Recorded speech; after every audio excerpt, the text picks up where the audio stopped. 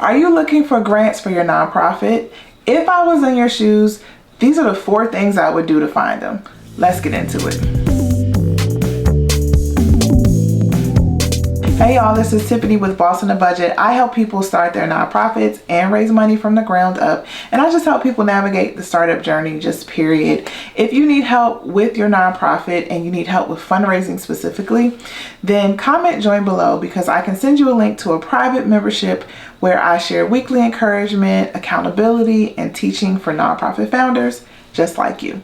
So you're looking for grants, and this is specifically for small and new nonprofits because that's my space. Those are the people that I tend to talk to, but anybody can use this information. But you're looking for grants and you have no idea where to get started. I have a strategy for you. It's just 4 things that I would do, 4 things I would concentrate on to get myself organized, to figure out how I want to approach this thing and where do I go from here. So this video isn't really about, okay, you have this grant search database and this is how you use it. This is really about taking a step back and what's the strategy, what's the approach you should use, what is the thing you should do first. Instead of jumping into a website or jumping on Google and trying to figure out how to find grants, what are the things you need to take stock of first and do before you go there? So here's number 1.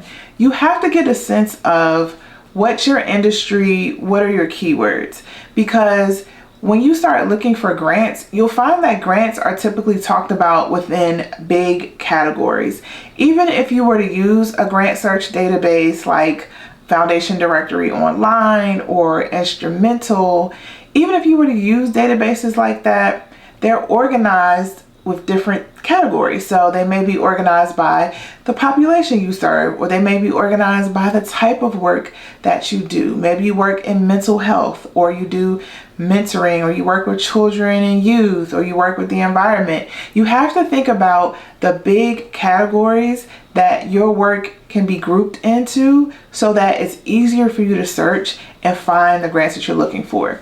One mistake that people make is that they try to be too narrow in their search. So maybe they have a music program and they serve young people, but they specifically look for grants that do music education or grants that teach music composition. And then they get frustrated because they find like 4 grants with that very specific call out of the type of work that they do.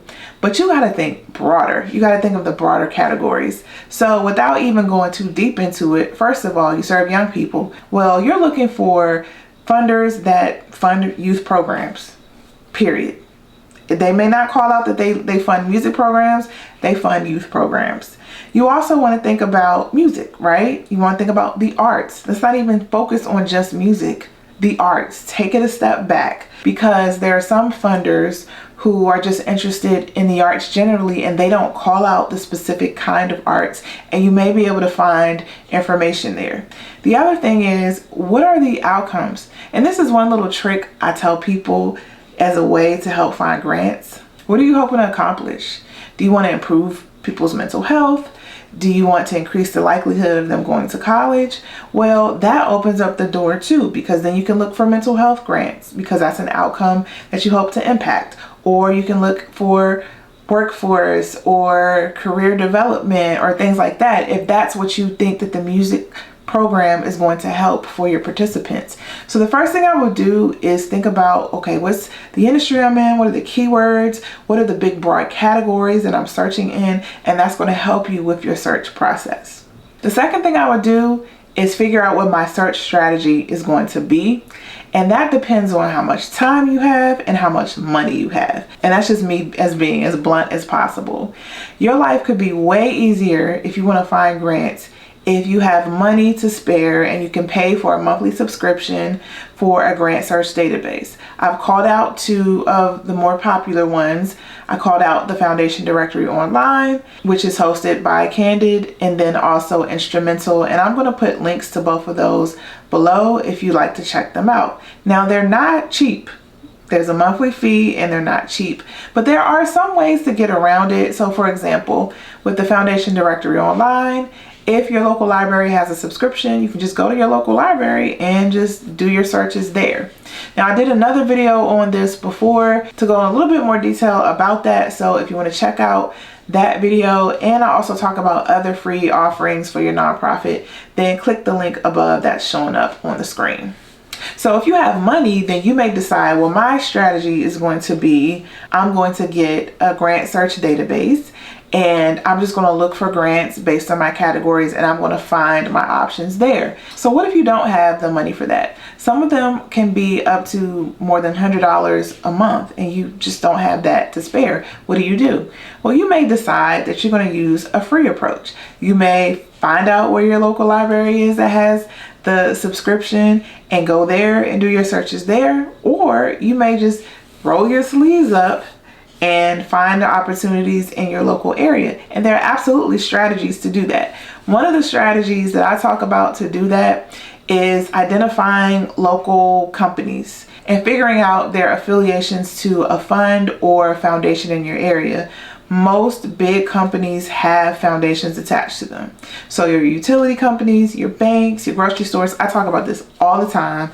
I also talked about this in another video I'm linking above, but you could just do an inventory of places there and find plenty of opportunities. And I actually have a worksheet that I use to help people figure out how to do that, and I'll walk you through it, giving you prompts. So if you need those prompts because you don't have the money to pay for a database right now, comment grants worksheet below and I'll send you the link for free. But you need to decide, okay, what's your search strategy? How often are you going to search?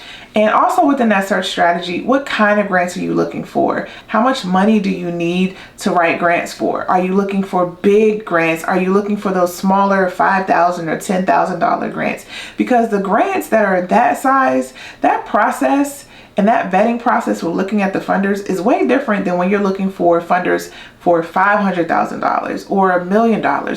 Completely different. So what you're looking for and how you approach them and the kind of information you gather may be a little different based on what you're trying to accomplish. So you got to decide for yourself, what is the goal here in my search? Am I planning to write grants on an ongoing basis? Well, if you know you're going to write grants on an ongoing basis, then you need to have a steady flow of opportunities that you're writing for so you can keep that momentum up. On the other side, well, maybe you just plan to write grants randomly.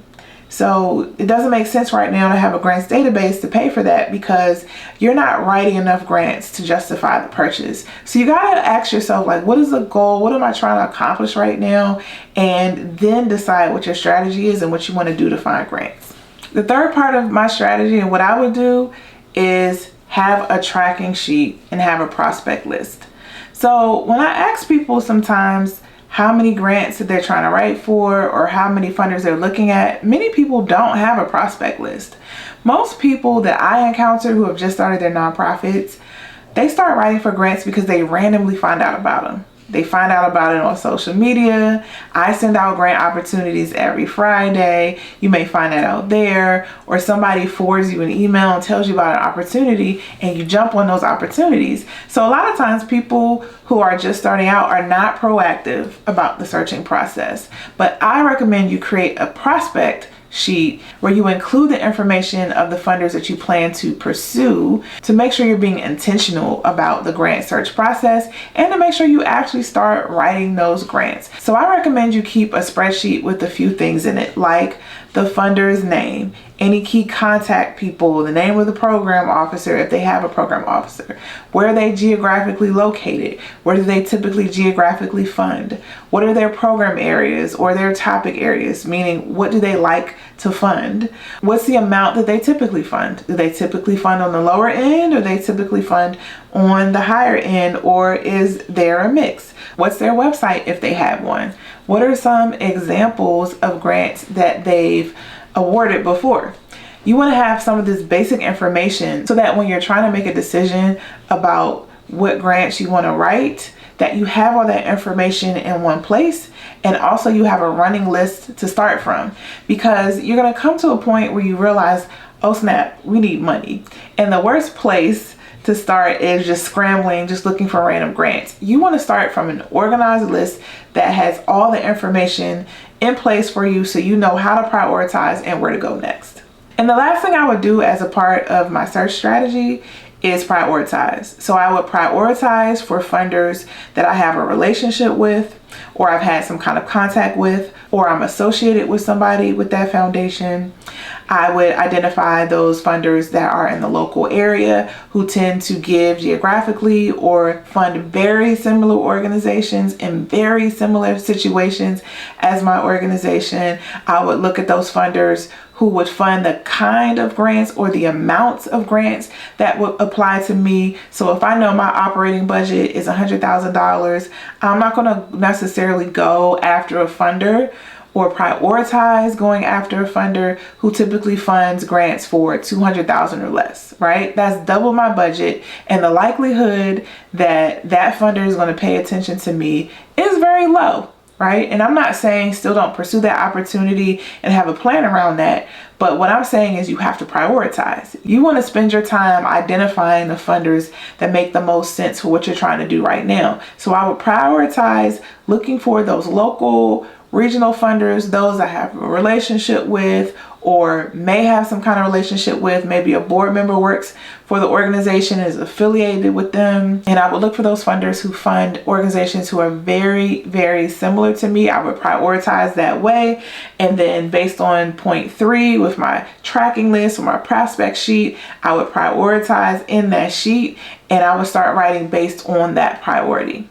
So a lot of people talk about like getting grants, but people don't realize that in order to get grants, you have to write them. And one of the biggest barriers to people writing grants is that they don't know where the opportunities are, or they don't have enough opportunities to apply to. So that's why I wanted to do this video, because a lot of times you got to think about, well, what do I do first? It could be so easy as just to find a grant search database and just go for it. But a lot of people aren't successful doing that because they don't know how to search. They don't know what they're looking for. They don't know what to pay attention to. So that's why I wanted to do this video. I hope it helped. If you have other tips or pointers, drop them below. If you need help with your nonprofit, make sure you visit me at bossanabudget.com. And you can also follow me on social media. If you search for Boss on a Budget, you will see me there. Thank you so much for watching this video, and I will see you in the next one.